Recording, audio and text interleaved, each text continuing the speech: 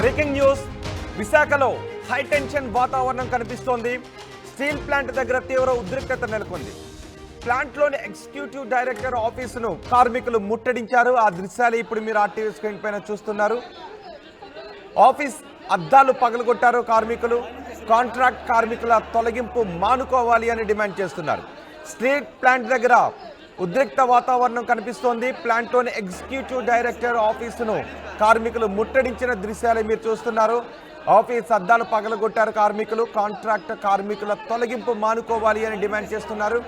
ఇటీవల 4,000 మంది కార్మికులను యాజమాన్యం తొలగించింది. దీంతో కార్మికులంతా కార్యాలయం దగ్గరికి చేరుకొని నినాదాలు చేస్తున్నారు. కాంట్రాక్ట్ కార్మికులను తొలగించే ప్రక్రియను విరమించుకోవాలి అని డిమాండ్ చేస్తున్నారు. కాంట్రాక్ట్ కార్మికులను ఇప్పుడు ఒక్కసారిగా తొలగిస్తే కుటుంబాలతో సహా రోడ్డును పడాల్సిన పరిస్థితి వస్తుంది అని కార్మికులు డిమాండ్ చేస్తున్నారు. ఎగ్జిక్యూటివ్ డైరెక్టర్ ఆఫీసును ముట్టడించిన దృశ్యాలు చూస్తున్నాం. ఒకసారి కార్మికులు ఏం డిమాండ్ చేస్తున్నారో విందాం.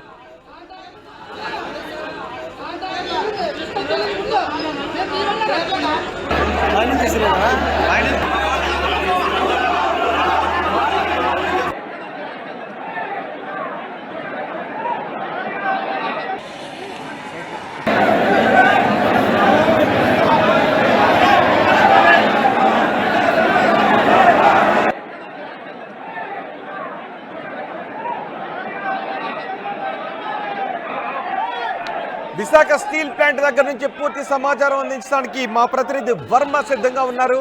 వర్మ, కార్మికుల డిమాండ్ నేపథ్యంలో యాజమాన్యం రియాక్షన్ ఏంటి? ఎగ్జిక్యూటివ్ డైరెక్టర్ ఆఫీసులో కార్మికులు ముట్టడించిన దృశ్యాలు మనం చూస్తున్నాం. ఏమంటున్నారు ఎగ్జిక్యూటివ్ డైరెక్టర్? రోహిత్, మనం ప్రధానంగా ఒకటి గమనించాలి. మనం వారం 10 రోజులుగా చూసుకుంటే కనుక ఆ స్టీల్ ప్లాంట్ ని స్టీల్లో విలీనం చేస్తాం, ఈ నేపథ్యంలో ప్రైవేటీకరణ ఆపుతామని అటు కేంద్ర ప్రభుత్వం కావచ్చు, ఇటు రాష్ట్ర ప్రభుత్వం కూడా ప్రకటిస్తా ఉంది. ఈ నేపథ్యంలోనే వరుసగా విపరీత పరిణామాలు చోటు చేసుకున్నట్టుగా మనకి కనిపిస్తా ఉంది. మనం ప్రధానంగా చూసుకుంటే కనుక ముందు ఒక 500 మంది ఎంప్లాయీస్ ని నాగర్నాల్కి బదిలీ చేస్తున్నామని చెప్పారు. ఇమీడియట్ గా వెళ్ళి అక్కడ పోస్టింగ్ తీసుకోవాల్సిందని చెప్తా ఉన్నారు. రీసెంట్ గా చూసుకుంటే 2 రోజుల కిందటే మొత్తం 4,000 మంది కాంట్రాక్ట్ కార్మికులను మొత్తం తొలగించినట్టుగా ఉత్తర్వులు ఇచ్చారు. ఈ నేపథ్యంలో వీరంతా ఆందోళన దిగుతూ ఉన్నారు. మనం చూసుకుంటే ఇంకా 2-3 రోజులుగా ఇక్కడ స్థానిక రాజకీయ నాయకులు ఎవరైతే ఉన్నారో వాళ్ళంతా కూడా స్టీల్ ప్లాంట్ కార్మికులను బతికించే ప్రయత్నం చేశారు. మీ ఉద్యోగాలకు ఎలాంటి డోకా లేదని చెప్పినప్పటికీ కూడా అక్కడ ఎల్లో కార్డు ఇస్తారు. మనం ప్రధానంగా చూసుకుంటే కాంట్రాక్ట్ కార్మికులు ఎవరైతే ఉన్నారో మొత్తం స్టీల్ ప్లాంట్ కి మొత్తం 3 గేట్లు ఉంటాయి.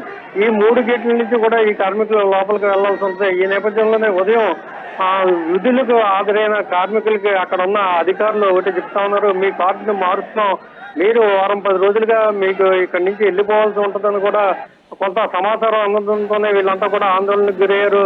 మొత్తం ఈడీ ఎవరైతే ఉన్నారో ఆఫీస్ దగ్గరికి వెళ్ళి ఆ డైరెక్టర్ ఆఫీస్ కార్యాలయం దగ్గర ఆందోళన ప్రకటించారు. ఈ నేపథ్యంలోనే మీకు త్వరలోనే ఈ కార్డు కలర్ కూడా మారుస్తాం, ఎల్లో కలర్ లో ఇస్తారు.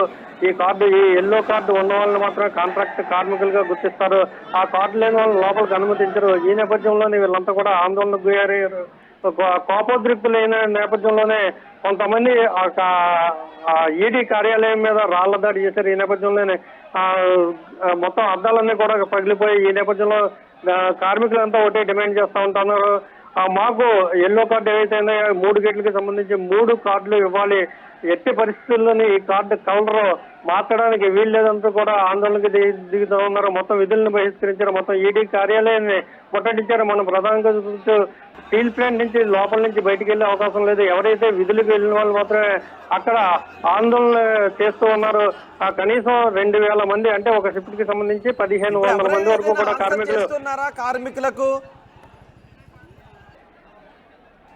రోహిత్, మనం ప్రధానంగా చూసుకుంటే విధులకు వెళ్ళినప్పుడు షిఫ్ట్ కి 1,500 మంది ఉంటారు. ఈ 1,500 మంది కూడా అక్కడ మోహరించి భారీగా అక్కడే బైఠాయించారు. మాకు న్యాయం చేయాలి, ఎట్టి పరిస్థితుల్లోనే మా కార్డులు మాకు ఇవ్వాలి, ఎల్లో కార్డు 3 కార్డులు ఇవ్వాలి, ఎట్టి పరిస్థితుల్లోనే కార్డుని కలర్ మార్చడానికి ఇల్లేదంటూ కూడా వాళ్ళు నినాదాలు చేస్తూ ఉన్నట్టుగా మనకి బయటికి సమాచారం అందుతుంది. రోహిత్ వర్మ, కార్మికుల ఆందోళనపై స్థానిక ప్రజాప్రతినిధులు ఏమంటున్నారు? వాళ్ళు ఎవరైనా రియాక్ట్ అవుతున్నారా, ఇన్వాల్వ్ అవుతున్నారా? మనం ఇటీవల పరిణామాలు చూసుకుంటే ఇంకా 2 నెలల కిందట ఉక్కు శాఖ మంత్రి ఎవరైతే ఉన్నారో కుమారస్వామి, ఆయన స్వయంగా స్టీల్ ప్లాంట్ ని పరిశీలించారు. మేము మోడీతోటి మాట్లాడిన తర్వాత ఎట్టి పరిస్థితుల్లో ప్రైవేటీకరణ ఆపుకుంటామని హామీ ఇచ్చారు. అప్పటి నుంచి కూడా ఈ కార్మికులు కావచ్చు, కార్మికుల నాయకులు కావచ్చు చాలా ఆశగా ఎదురు చూస్తూ ఉన్నారు. ఏదో ప్రకటన వస్తుంది అన్న దశలో ప్రతి సందర్భంలో కూడా ఒక పక్క స్టీల్ ప్లాంట్ ఆస్తులు ఏవైతే ఉన్నాయో అవన్నీ కూడా అమ్మేస్తూ ఉన్నారు. మరోవైపు దీనికి సంబంధించి ఇస్పాత్ నిగమంకి సంబంధించి కొంతమంది చెప్తున్నారు కేంద్రం ఒకలాగా వ్యవహరిస్తోంది, రాష్ట్రం ఒకలాగా వ్యవహరిస్తోంది, ప్రైవేటీకరణను చేయను అని రాష్ట్రం అంటూ ఉంటే కేంద్రం మాత్రం ఈ పరిణామాలన్నీ ప్రైవేటీకరణ దిశగానే వెళ్తున్నాయి అంటూ కార్మికులు కూడా ఆందోళన వ్యక్తం చేస్తున్నారు. సో ఈ ప్రజాప్రతినిధుల రియాక్షన్ ఏంటి? ఈ ప్రజాప్రతినిధుల ప్రకటనలకి అయితే ఒకటే చెప్తా ఉన్నారు, ఎట్టి పరిస్థితుల్లోనే ప్రైవేటీకరణ ఆపం అని చెప్తా ఉన్నారు. కొన్ని పార్టీలకు చెందిన నాయకులు ఒకలా మాట్లాడుతుంటే మరో పార్టీ నాయకులు మరోలా చేస్తా ఉన్నారు. కానీ అంతిమంగా అంతా ఒకటే చెప్తా ఉన్నారు, ఎట్టి పరిస్థితుల్లోనే ప్రైవేటీకరణ జరగనీయం అంటున్నారు. కానీ ఇక్కడ పరిణామాలు చూస్తుంటే కనుక వేగంగా జరిగిపోతూ ఉన్నాయి. సెంట్రల్ గవర్నమెంట్ సంబంధించి దీనికి సంబంధించి ఆస్తులను విక్రయిస్తూ ఉన్నారు. అలాగే ఇక్కడ ఉన్న ఎవరైతే ఉన్నారో అధికారులు వాళ్ళందరినీ కూడా ఛత్తీస్గఢ్కి నాగర్నాల్ యూనిట్ కి పంపిస్తా ఉన్నారు. రీసెంట్ గా చూసుకుంటే ఇంకా 4,000 మంది కాంట్రాక్ట్ కార్మికుల్ని తొలగిస్తా ఉన్నారు. ఇవన్నీ కూడా చూస్తుంటే చాలా భయాందోళనకు గురవుతూ ఉన్నారు ఇక్కడ కార్మికులు. ఎట్టి పరిస్థితుల్లోనే కూడా దీని మీద ఉద్యమం మరింత తీవ్రతరం చేస్తున్నారు. ఒక పక్కన రిలే నిరాహార దీక్షలు చేస్తున్నారు, నిరాహార దీక్షలు చూస్తున్నారు, పాదయాత్రలు చేస్తున్నారు. అయినా కానీ సెంట్రల్ గవర్నమెంట్ కనీసం సీమ కుట్టినట్టుగా లేదు. ప్రస్తుత పరిణామాలు చూస్తే కనుక ఎట్టి పరిస్థితుల్లోనే ప్రైవేటీకరణకు గురయ్యే అవకాశాలు ఉన్నాయి. వీళ్ళంతా కూడా క్షణం భయంగా ఆందోళన జరుపుతున్నట్టుగా మనకు కనిపిస్తా ఉంది. Rohit. Right Varma, Visakha steel plant దగ్గర హై టెన్షన్ వాతావరణం కనిపిస్తోంది. స్టీల్ ప్లాంట్ దగ్గర తీవ్ర ఉద్రిక్తత కనిపిస్తోంది. భారీగా కాంట్రాక్ట్ కార్మికులు అక్కడికి చేరుకొని ఆందోళన చేస్తున్నారు. ప్లాంట్లోని ఎగ్జిక్యూటివ్ డైరెక్టర్ ఆఫీసును ముట్టడించారు కార్మికులు. ఆఫీస్ అద్దాలు కూడా పగలగొట్టారు. కాంట్రాక్ట్ కార్మికుల తొలగింపును మానుకోవాలి అని డిమాండ్ చేస్తున్నారు.